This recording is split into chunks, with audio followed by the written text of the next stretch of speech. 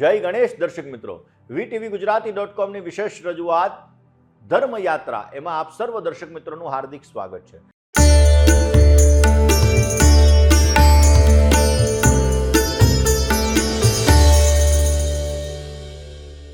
દર્શક મિત્રો, રોજબરોજ અલગ અલગ સબ્જેક્ટ ઉપર આપણે ચર્ચા કરતા હોઈએ। આજે આપણે વાત કરીશું તમારી લગ્ન કુંડલી વિશે। લગ્ન કુંડલીની અંદર જ્યાં લગ્ન લખેલું છે ત્યાં એક નંબર છે એને કહેવાય મેષ લગ્ન।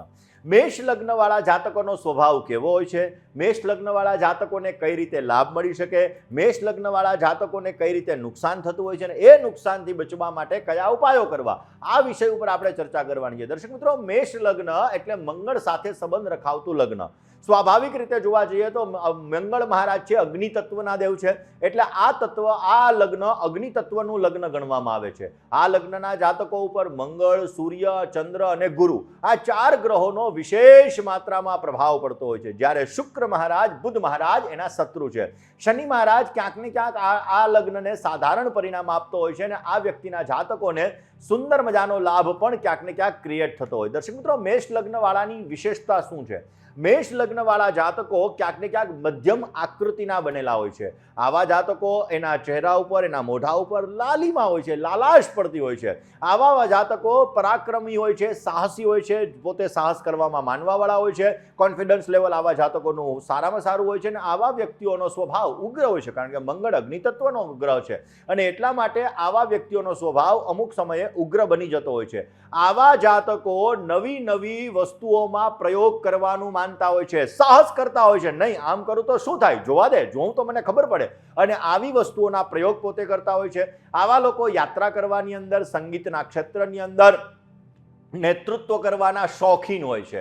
આવા લોકોને પોતાના જીવનની અંદર ટેકનોલોજીને લગતા ક્ષેત્રની અંદર, કાયદાકીય વ્યવસ્થાઓની અંદર, સેનાની અંદર સારી સફળતા મળતી હોય છે। પોલીસના ક્ષેત્રની અંદર પણ આવા વ્યક્તિઓ સફળ થતા હોય છે અને આવા વ્યક્તિઓની પ્રકૃતિ પિત્ત હોય છે। આ લોકો પિત્ત પ્રધાન લોકો હોય છે। પિત્તને લગતી સમસ્યા આવા લોકોના જીવનની અંદર ઉત્પન્ન થતી હોય। મેષ લગ્નવાળાની ખામીઓ શું છે? તો ભાઈ, મેષ લગ્નવાળા હોય છે એ પોતાની અંદર જ મુગ્ધ રહેવાવાળા હોય છે, પોતાના કાર્યની અંદર સિદ્ધ કરવા માટે પોતાનામાં જ મુગ્ધ રહેતા હોય છે અને વૈવાહિક જીવનની અંદર, દાંપત્ય જીવનની અંદર આવા લોકોને સમસ્યા વધારે પડતી સર્જાતી હોય છે। મેષ લગ્નવાળા જાતકો પોતાના જીવનની અંદર ઘર બનાવવા માટે મહેનત વધારે કરતા હોય છે અને ક્યાંક ને ક્યાંક મહેનત કર્યા પછી આવા લોકોને ફળની પરિણામ મળતું હોય છે। દુર્ઘટનાનો યોગ આવા લોકોને વારંવાર બનતો હોય છે। પોતાના શરીર ઉપર ક્યાંક ને ક્યાંક વાગવાનું નિશાન પણ આ લોકોને બનેલું હોય છે। આવા લોકો પોતાના જીવનની અંદર ધૈર્યનો અભાવ હોય છે અને ધીરજતાનો અભાવ હોવાના લીધે જીવનની અંદર ક્યાંક ને ક્યાંક એક્સિડન્ટલી મુસીબત, એક્સિડન્ટલી સમસ્યા અને એક્સિડન્ટલી તકલીફ આવા લોકોને ઉત્પન્ન થતી હોય છે। આવા લોકો નિર્ણય ઝડપથી લેતા હોય ને ઝડપથી લીધેલો નિર્ણય તમને સમસ્યા સર્જાવી શકે। તો મેષ લગ્નવાળા જાતકોએ કયા ઉપાય કરવા જેથી એને પોઝિટિવ રિઝલ્ટ મળી શકે? રોજ સવારના પોરમાં સૂર્યનારાયણ ભગવાનને જલ અર્પણ કરવું જોઈએ, પોઝિટિવ રિઝલ્ટ મળે।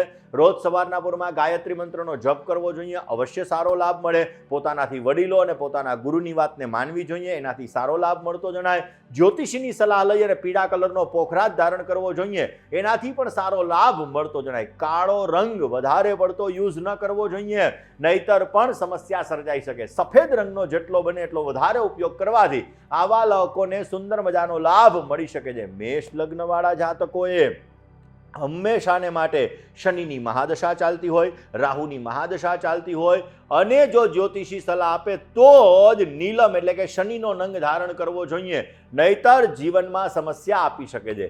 મેષ લગ્નવાળા જાતકો અગ્નિ તત્વના જાતકો છે। મેષ લગ્નના જાતકો પરાક્રમના જાતકો છે, કારણ કે મંગળ છે એ પોતે સેનાપતિ છે, એટલા માટે આવા જાતકો પરાક્રમી હોય છે, સાહસી હોય છે, કોન્ફિડન્સ લેવલ આવા લોકોનું સારું હોય છે અને આવા લોકો પોતાના જીવનની અંદર ઉત્તમ પ્રકારનો લાભ પણ મેળવી શકે છે। પરંતુ એક્સિડન્ટલી ને ઉતાવળિયા નિર્ણયો જ આને નુકસાન કરાવે છે। માટે તમારા ભાઈ સાથેના સંબંધોને પણ સારા રાખવા જોઈએ।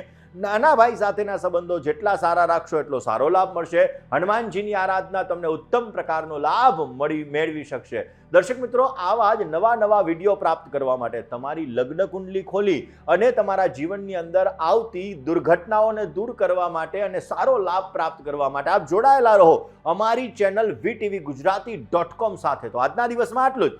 આવતીકાલે નવા વિષય સાથે, નવા સબ્જેક્ટ સાથે ફરી તમારી સમક્ષ હું હાજર થઈશ. ત્યાં સુધી મને એટલે કે મુકુંદ પંડ્યાને રજા આપશો. જય ગણેશ.